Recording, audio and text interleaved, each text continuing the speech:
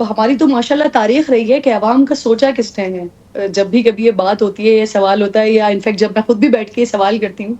तो मुझे अपने सवाल पर ही हँसी आ जाती है कि अवाम का सोच कौन रहा होता है। जो ऑपोज़िशन में होता है वो इक़्तिदार की तरफ देख रहा होता है और जो इक़्तिदार में होता है वो एक पेज की तरफ देख रहा होता है कि ये एक पेज बरकरार रहे ताकि उनका इक़्तिदार भी बरकरार रहे। तो इस वक़्त जो टकराव किसी सूरत-ए-हाल है, वो सबके लिए ही ऑब्वियसली तकलीफ़देह है और समझ से बाहर है कि टकराव की सूरत-ए-हाल ख़त्म कब तक होगी। लेकिन अभी फ़िलहाल ऐसा नज़र नहीं आता। एक तरफ आप हुकूमत का अगर स्टांस देखते हैं, तो वो आपको एक ये मोमेंटम बनाते हुए दिखाई देते हैं। अगर मैं स्पेसिफ़िकली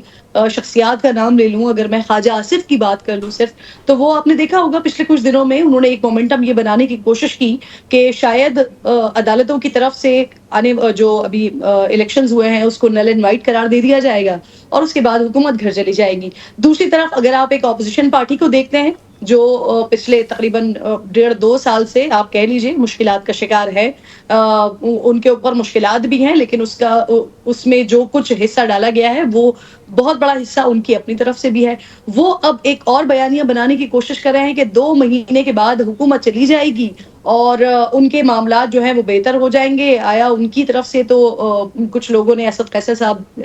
के कदावर लोगों ने ये बात भी कर दी कि कुछ उसके बाद इलेक्शंस भी हो जाएँगे और इलेक्शन की तैयारियां भी शुरू कर दी जाए। वैसे किरण साहिबा ये भी एक सवालिया निशान है। जस्टिस की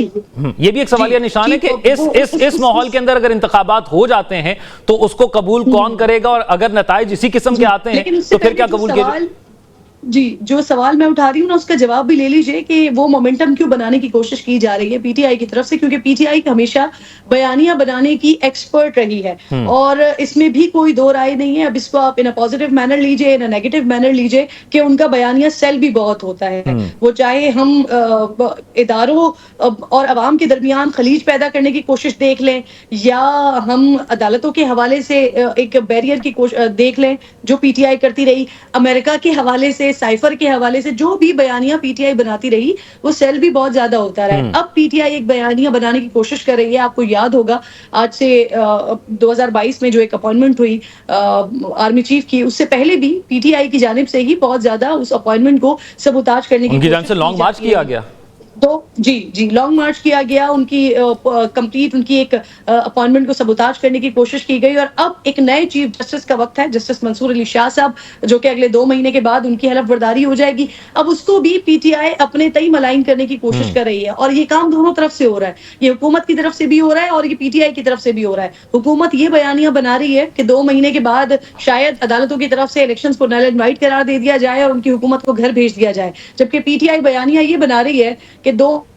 बाद उनकी हुकूमत आ जाएगी, इलेक्शंस हो जाएंगे और जो ये हुकूमत है वो घर चली जाएगी और वो पूरा का पूरा तकिया कर रहे हैं जस्टिस मंसूर अली शाह। बिल्कुल ऐसे ही। और हुकूमत को भी बड़े खदशात हैं इस नई तैनाती के हवाले से। ये जो डेडलॉक जिसका जिक्र अमीर अब्बास साहब भी कर रहे हैं कि इदारों के अंदर मौजूद है, ये डेडलॉक है क्यों आखिर, आप क्या समझती हैं? अच्छा, मैं अमीर अब्बास आपकी इस बात से ना 100% अग्री करती हूँ कि किसी ऐसी नशस्त के ऊपर किसी को बिठा दिया जाए तो बिठाने वाले का कसूर नहीं होता। जैसा कि चीफ इलेक्शन कमिश्नर के बारे में अमीर साहब ने बात की, उन्होंने बिल्कुल दुरुस्त फरमाया कि इसमें इमरान खान साहब का कसूर नहीं था कि अगर उनके दौर में लगाया गया। इसी तरीके से फिर शायद बहैसियत वजीर आजम जिन लोगों ने 2018 में जो कुछ किया और उनको उस नशस्त पे लाकर बिठाया गया और फिर उसके बाद जो कुछ होता रहा कि मुल्क का छोड़ के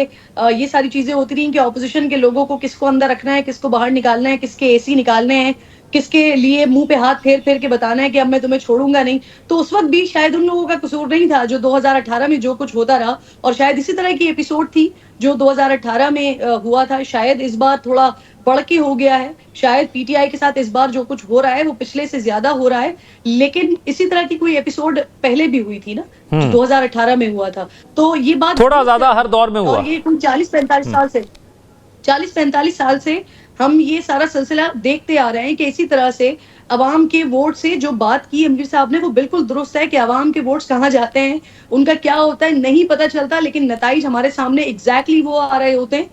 जो बाकायदा सेटिंग बन चुकी होती है कि अब आने वाले वक्त में कौन इलेक्शन जीतेगा, किसकी हुकूमत होगी, और वो जो हुकूमत बनाने वाले होते हैं वो कॉन्फिडेंटली हमें बता भी रहे होते हैं, और जिनकी हुकूमत नहीं बनने जा रही होती उनके जलसों से, उनकी बातों से, उनके जो उनका कॉन्फिडेंस शेक हो रहा होता है उससे अंदाजा हो जाता है कि किसकी कहां पर सेटिंग बन चुकी है। ठीक है, इदारों में डेडलॉक की वजह आप क्या समझते हैं? जाने वाली जो बात आप कर रहे हैं ना, कि ये इदारों का जो डेडलॉक है, देखिए इदारों का डेडलॉक ये ज़बान ज़दे आम बात भी है, और हम भी बहुत अच्छे तरीके से जानते हैं कि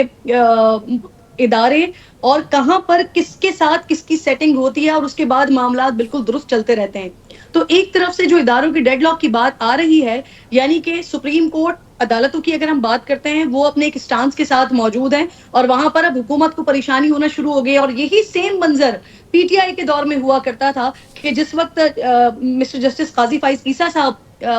जब कोई बात किया करते थे, उनके जो फैसले आया करते थे, या वो जो कोई बात किया करते थे, तो उस वक्त की हुकूमत जो है वो परेशान होती थी, और उस वक्त की ऑपोजिशन खुश हो रही होती थी, और वो ये बता रही होती थी कि आने वाला वक्त जो होगा वो पीटीआई का वक्त नहीं होगा, वो हमारा वक्त होगा। तो वही वाली चीज आगे चल रही है। लेकिन इसमें जो सिर्फ एक प्रॉब्लम है ना, जो एक प्रॉब्लम है वो ये है कि पिछले दौर में ये तीनों हमें एक साथ एक पेज पर नजर आते थे। अदालतें भी सेम पेज पे होती थी,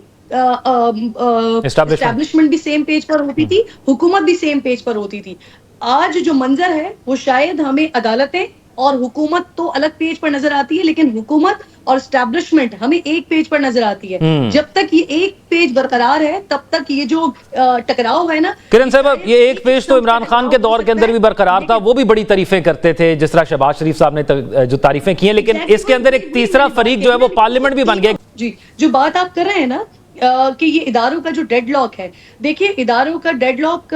ये ज़बान ज़दे आम बात भी है, और हम भी बहुत अच्छे तरीके से जानते हैं कि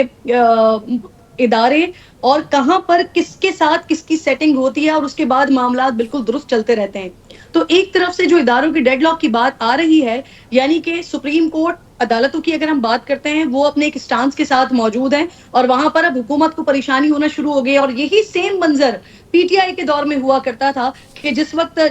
मिस्टर जस्टिस काजी फाइज ईसा साहब जब कोई बात किया करते थे, उनके जो फैसले आया करते थे, या वो जो कोई बात किया करते थे, तो उस वक्त की हुकूमत जो है वो परेशान होती थी, और उस वक्त की ऑपोजिशन खुश हो रही होती थी, और वो ये बता रही होती थी कि आने वाला वक्त जो होगा वो पीटीआई का वक्त नहीं होगा, वो हमारा वक्त होगा। तो वही वाली चीज आगे चल रही है। लेकिन इसमें जो सिर्फ एक प्रॉब्लम है ना, जो एक प्रॉब्लम है वो ये है कि पिछले दौर में ये तीनों हमें एक साथ एक पेज पर नजर आते थे। अदालतें भी सेम पेज पे होती थी,